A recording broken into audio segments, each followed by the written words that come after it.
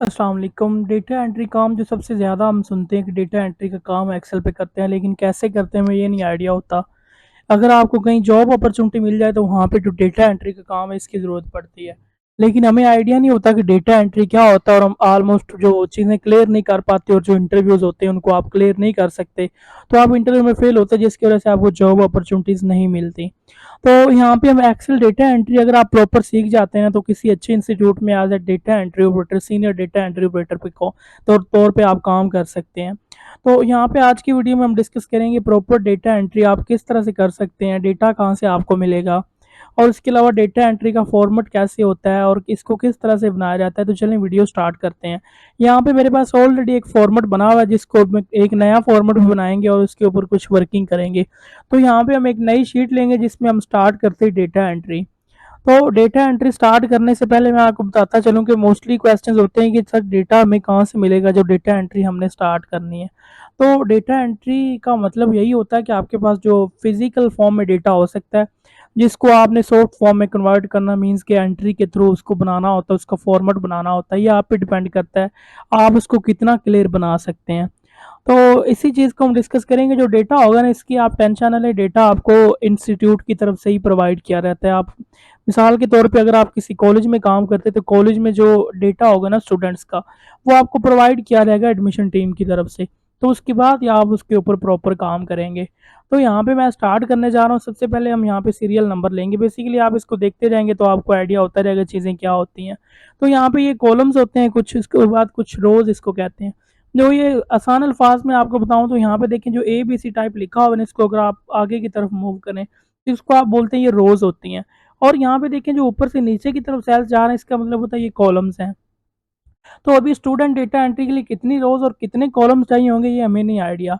हम डेटा को देखेंगे डेटा किस टाइप का और इसमें कितनी चीज़ें रिक्वायर्ड है, उस हिसाब से फिर यहाँ पे आप इसको बनाएंगे कितनी हमें चीज़ें चाहिए।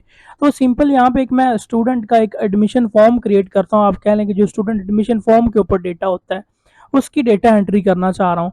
तो उसके हिसाब से फिर यहाँ पे मैं फॉर्मेट भी बनाऊंगा कि आपका जो डेटा है तो वो उस तरतीब से हो जाए।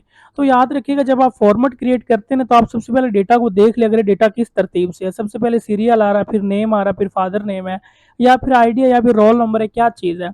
अगर आप उसको तरतीब से रखेंगे ना तो यहाँ पे उसके बाद आपको मसला नहीं होगा, आगे पीछे आप वहाँ से देखते जाएंगे और इधर एंट्री करते जाएंगे। तो ऐसे ही आपकी जो टाइपिंग स्पीड है वो भी इंक्रीज हो जाती है। तो यहाँ पे सबसे पहले सीरियल लिखते हैं, उसके बाद हम लिखेंगे यहाँ पे स्टूडेंट नेम। ठीक है, स्टूडेंट नेम लिख लेंगे। टाइपिंग थोड़ी सी स्लो होगी क्योंकि मैं एक हाथ में माइक पकड़ के बना रहा हूँ।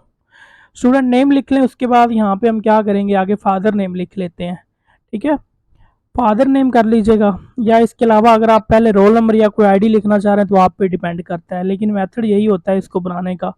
फादर नेम कर लें, उसके बाद क्या चीज़ होगी यहाँ पे जेंडर कर लें। ठीक है, जेंडर हो गया, उसके बाद क्या चीज़ होगी ब्लड ग्रुप कर सकते हैं।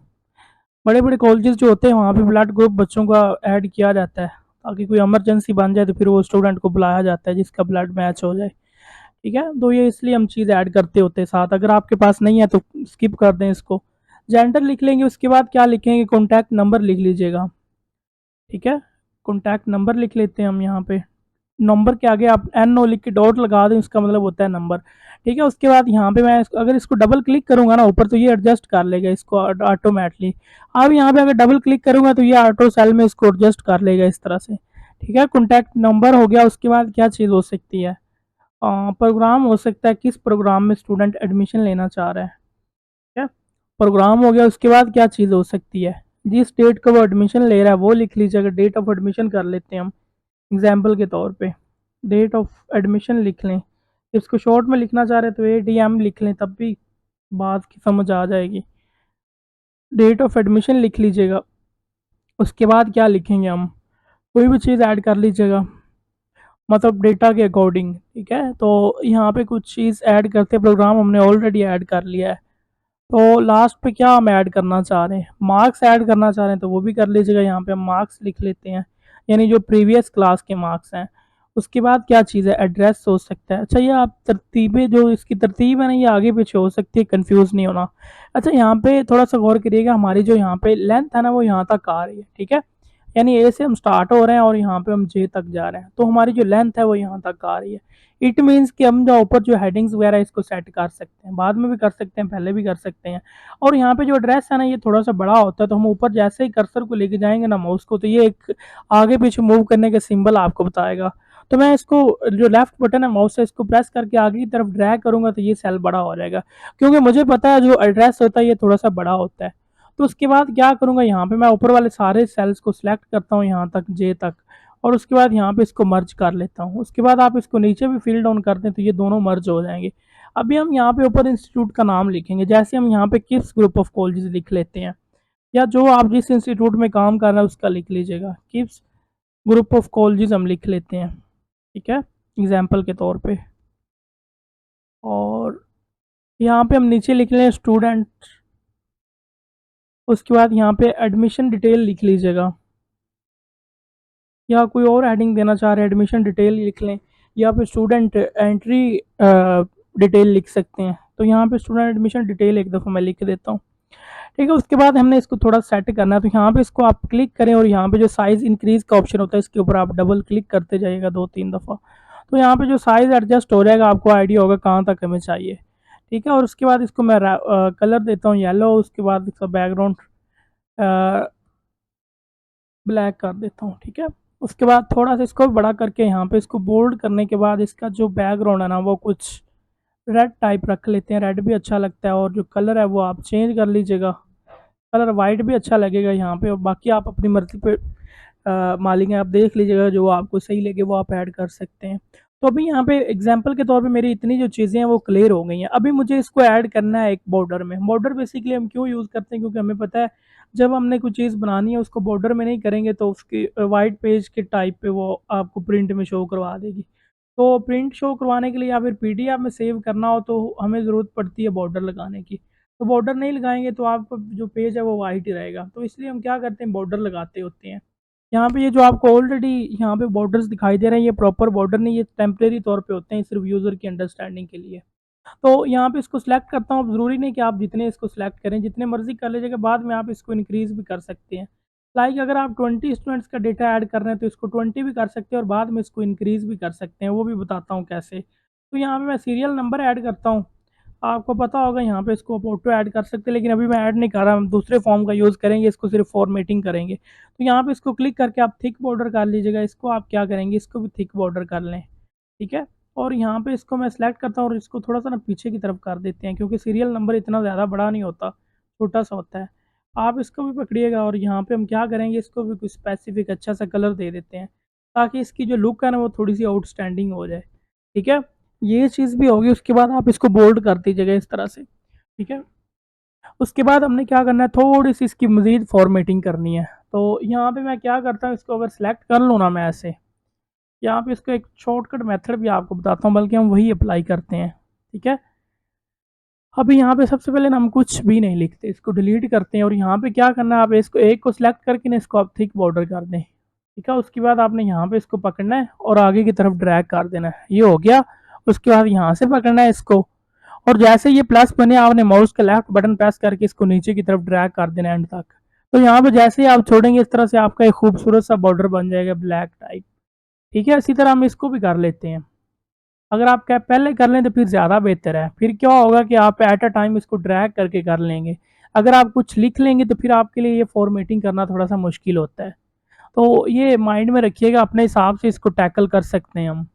और इसको भी कर लें और इसको भी हम कर लेते हैं और इसको भी, ठीक है। और जो फादर नेम है इसको भी थोड़ा सा कर लेते हैं और इसको करेंगे तो ये लास्ट है, ये भी हो जाएगा।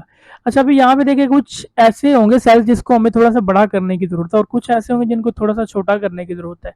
जैसे कि स्टूडेंट नेम हम थोड़ा सा बड़ा होता है, इसको आप ऊपर प्रेस करके जो माउस का लेफ्ट बटन है प्रेस करके आगे की तरफ ड्रैग कर दें तो ये इस तरह से बड़ा हो जाएगा, ठीक है।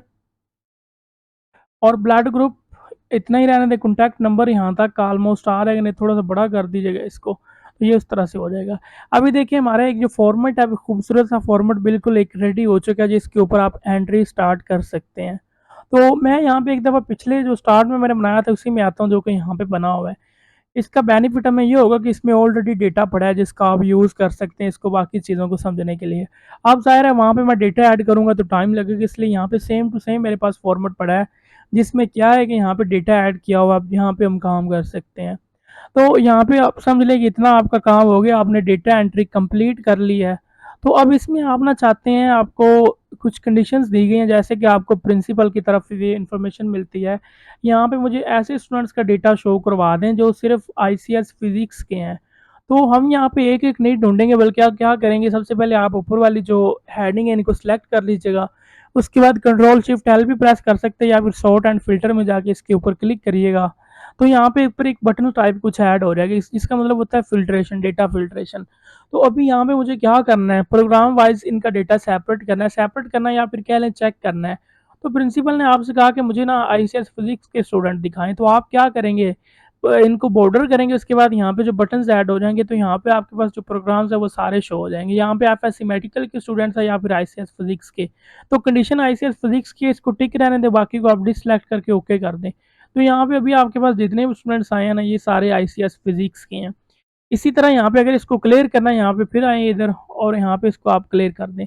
अच्छा, उसी तरह देखें, यहाँ पे आपको प्रिंसिपल कहता है कि जो यहाँ पे टॉप 10 स्टूडेंट्स हैं ना, उनका डेटा जल्दी से मेरी तरफ ले आओ, यानी स्टूडेंट जिनके टॉप हाईएस्ट मार्क्स हैं। तो आप क्या करेंगे, इसके ऊपर क्लिक करेंगे और यहाँ पे आप आ जाएँगे। तो यहाँ पे मार्क्स की डिटेल दी हुई है।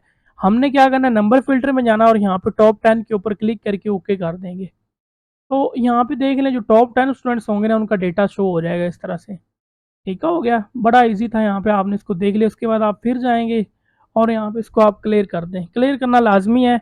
उसके बाद आप एड्रेस में, अगर एड्रेस यानी कि आपको प्रिंसिपल कहता है कि यहाँ पे जो स्टूडेंट्स लाहौर से आए हुए हैं, उनका डेटा जल्दी से सेपरेट करके मेरी तरफ ले आओ। तो आप यहाँ पे बॉर्डर करेंगे इसको फ़िल्टर, उसके बाद एड्रेस के जो साथ बटन लग जाएगा छोटा, उसके ऊपर क्लिक करके यहाँ पे बस सिलेक्ट ऑल के ऊपर क्लिक करेंगे, सारे डिससिलेक्ट हो जाएँगे। अभी हमने लाहौर के ऊपर सेलेक्ट करना और ओके कर देंगे, तो यहाँ पे देखिए स्टूडेंट्स कितने हैं लाहौर के, वो सारे आपके सामने आ जाएँगे, ठीक है? तो इस तरह से एक बड़ा टाइमली आप इसको देख सकते हैं और टाइमली आप इसको मैनेज कर सकते हैं। तो उम्मीद है आपने इसको देखा होगा, समझा होगा और किस तरह से हम इसको यूज़ करते हैं, ये भी आपने ज़रूर सीखा होगा, ठीक है? तो यहाँ पे ज़रूरी नहीं कि सिर्फ़ कॉलेज का हो सकता है, आप इसके अलावा अदर पर्पज़ के लिए भी इसका यूज़ कर सकते हैं। तो मुझे दीजिएगा इजाज़त, नेक्स्ट वीडियो में मिलते हैं। वीडियो अच्छी लगे तो चैनल को लाज़मी सब्सक्राइब कीजिएगा। Thank you.